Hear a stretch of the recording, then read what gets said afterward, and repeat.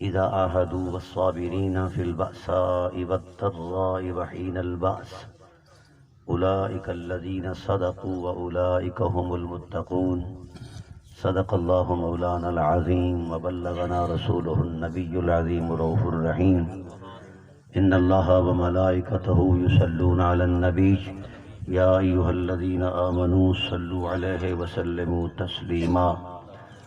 اللهم صل على سيدنا ومولانا محمد وعلى آل سيدنا ومولانا محمد كما صليت على إبراهيم وعلى آل إبراهيم إنك حميد مجيد. الصلاة والسلام عليك يا سيدي يا رسول الله وعلى آلك وأصحابك يا سيدي يا حبيب الله. حمد و صلاة کے بعد انتہائی واجب القدر حضرات علماء کرام، احباب ذی وقار، السلام علیکم ورحمۃ اللہ وبرکاتہ. آپ نے بڑا پرمغز خطاب سماعت فرمایا. اب گنجائش نہیں گفتگو کی، تاہم میرے خیال میں کچھ ختم شریف میں کچھ 10-20-25 منٹ لیٹ ہے، تو اس حوالے سے مجھے فرمایا گیا، علماء بھی فرما رہے ہیں اور احباب بھی، تو چند لمحے میں انشاءاللہ آپ سے گفتگو کروں گا. دعا ہے اللہ تعالیٰ مرحومہ مغفورہ کو جبار رحمت عطا فرمائے. سیدہ کائنات مخدومہ کائنات حضرت زہرا کی حرمت مآب حرم کی حاضری نصیب فرمائے.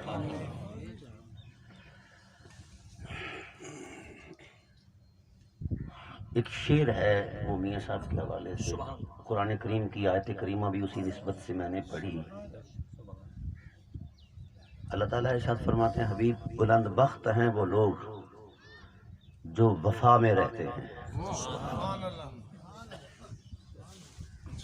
اور وفا میں اتنے آگے چلے جاتے ہیں کہ وفائیں بول پڑتی ہیں. فی السراء والضراء وحین البأس، مشکلوں کو مشکل ہونا محسوس ہونے لگ جاتا ہے. طے در طے مشکلات کے اندر وہ لوگ حبیب اتنے بلند ارادے کے لوگ ہیں کہ وہ خاندان، ذات، بات ہر شے تیری چاہتوں میں ڈوب کر چھوڑ کر تیری وفا میں رہتے ہیں. اولئک الذین صدقوا، حبیب میرا خدا ہو کر من چاہتا ہے میں ان کی سچائی کی تصدیق کر دوں. وَأُولَئِكَ هُمُ الْمُتَّقُونَ، اور یہ بھی جی چاہتا ہے میں کہوں کہ وہ روشن ضمیر ہیں، ان کا دل تقوی کے نور سے بھرا ہوا ہے. تو وفا انسان کے خمیر میں وہ معراج ہے، اور خدا سے وفا، رسول سے وفا، قرآن سے وفا، امت سے وفا، اس سے بڑی کیا نعمت ہو سکتی ہے.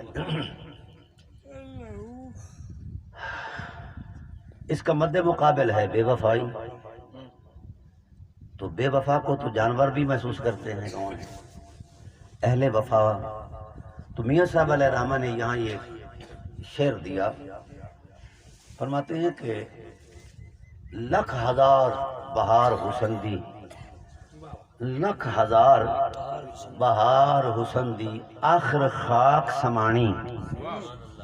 لکھ ہزار بہار حسن دی آخر خاک سمانی، لا پریت اجہی محمد جگ وچ رہے کہانی. یاد رکھو، بندے مر جاتے ہیں، کردار نہیں مرا کرتے. یہ بات ذہن میں رہے. بندے کو اللہ نے جب خلق کیا تو صرف خلق کر کے اس کی فطری محسوس کو ہی اللہ تعالیٰ کی ذات میں سامنے نہیں رکھا، اس کی عظمت کردار کو سامنے رکھا ہے. اور کردار خود بھی نہیں مرتے اور مرنے بھی نہیں دیتے. یہ بات ذہن میں رہے. کردار خود بھی، میاں صاحب فرماتے ہیں لا پریت، ایسی وفا کر جاؤ کہ جگ میں رہے کہانی. بھائی دیکھیے نا، ایک شخص ہے، اس کا نام ہے عبداللہ بن عثمان، اور عثمان کا لقب کنیت ہے ابی قحافہ. یہ تاجر ہے مکے کا، عام آدمی ہے، اپنی برادری اور اپنے سماج اور اپنے معاشرے میں رہتا ہے، اچھا آدمی ہے اخلاق اور کردار کا. لیکن دل میں وفا کا طوفان آیا تو عظمت ضمیر سے پوچھا کہ اس وقت وفا کا قبلہ کون ہو سکتا ہے؟ تو روح نے برملا کہا اس وقت محمد الرسول اللہ عظمت وفا ہیں۔ وہ ساتھ لگے اور جو ہی وفا کا حلف اٹھایا، پھر حالات مشکلات ہمیشہ ان کو دو چار کرتے رہے، مگر خود کو چھوڑا ہے وفا نہیں چھوڑی۔ سماج چھوڑا وفا نہیں چھوڑی، معاشرت چھوڑی وفا نہیں چھوڑی، اور ہر اقدار عظمت قربان کر کے رسول اللہ کی ذات کے ساتھ پیوست ہو گئے۔ اور پھر وقت آتا گیا، جو وفائیں بڑھتی گئیں تو قرآن کی آیتیں اترتی گئی ان وفاؤں کی حرمت میں۔ جب تک قرآن موجود ہے عظمت وفائے صدیق اکبر ہمارے روشن ضمیروں کو اور روشنی دیتی رہیں گے۔ تو کیوں ایسا یار؟ بندہ ہی ہے نا، عبداللہ نام ہے، چلتے چلتے 11 سن نبوی تک یہ ابن ابی قحافہ رہے۔ 11 سن، دو سن ہے نا ہمارے، ایک سن نبوی جہاں سے نبوت کا اعلان ہوا، اور ایک سن ہجری ہے جو آج کل چل رہا ہے۔ 11 سن نبوی کو رحمت عالم صلی اللہ علیہ وسلم اللہ کی بارگاہ میں گئے، معراج کی واپس آئے۔ راستے میں جناب جبرائیل علیہ السلام کہتے ہیں کہ یا رسول اللہ آپ نے، یہ بات بیٹھے رہو گئی، یا رسول اللہ آپ جاتے ہی حرم کعبہ میں کھڑے ہو کر اپنی شان معراج کو بیان کرنا ہے۔ تو آپ نے فرمایا جبرائیل جانتا نہیں، مکہ سارا مخالف، وہ تو لا الہ الا اللہ کو برداشت نہیں کر رہے، محمد رسول اللہ کو برداشت نہیں کر رہے، اور یہ ایسی جو محیر العقول عظمت ہے، اس کو کیسے برداشت کر پائیں گے؟ کون میری تصدیق کرے گا؟ فرمایا کچھ وفا والے ہیں جو تیری تصدیق کریں گے آقا۔ کیا بات، نام بتایا، آئے سب لوگوں نے تکذیب کی، کچھ لوگ کلمہ پڑھنے والے مرتد ہو گئے، کلمہ پڑھ کے مرتد ہو گئے کہ یہ کیسی بات ہے کہ شب معراج تھوڑے سے حصے میں جناب بیت المقدس، پھر سر عرش، پھر اس سے اوپر، پھر اس سے اوپر، پھر حریم ناز کی حرمتیں، یہ سارا کچھ یہ کیسے ہو سکتا ہے؟ تو اس وقت یہ ایک ٹولہ بنا کافروں کا کہ اتنی بڑی انہونی بات، غیر فطری بات، غیر معقول بات، یہ بات چونکہ عقل نہیں مانتی، لہذا جو سب سے زیادہ ان سے قریب رہتے ہیں جا کر ان کو بیان کرو اور ان کو کہو کہ ان کو جھٹلا دیں۔ گئے اس ارادے سے، جا کر وفا کے امام سے کہا اے ابن ابی قحافہ، یار تو بڑی اس نام کی تسبیح کرتا ہے، بڑے اس کے ساتھ تو محبت اور پیار کی عظمتیں اور راتیں دن بتاتا ہے، تو یار دیکھو ایسی عقل سے ورا بات ہے جو اس نے کہہ دی ہے، تو کیا اس بات کو تسلیم کرتے ہو؟ کہا کس نے کہہ دی ہے؟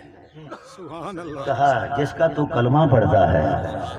آپ نے اچھل کر کہا، فرمایا اگر میرے محمد نے کہا ہے تو ٹھیک کہا ہے۔ سبحان اللہ، سبحان اللہ۔ کہاں اچھا ویریفیکیشن بنتی تھی، ضابطہ قانون شریعت نظام کے مطابق آتے اور آ کر کہتے کہ اے اللہ کے رسول مجھے یہ بات سنائی دیتی ہے، کیا ایسا واقعہ ہوا ہے؟ یہ بنتی تھی۔ اور پھر بڑی عجیب بات ہے قبلہ، جو بیان کر رہا ہے وہ کافر ہے، ابو جہل ہے، اور 4-5-10 کافر ہیں، ولید بن عقبہ ہے، اور اس طرح کر کے کافر لوگ ہیں۔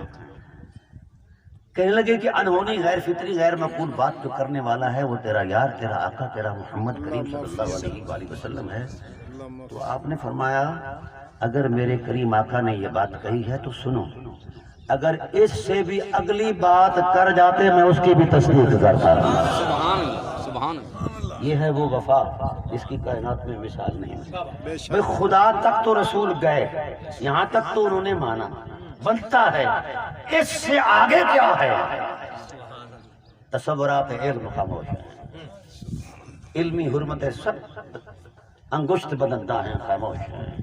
اس سے بات میں یہاں مجمع میں نہیں کرنا چاہتا کہ ان کے فرق جذبات میں یہ تھا کہ اگر وہ بھی کہہ دے تو میں اس کی بھی تصدیق کروں۔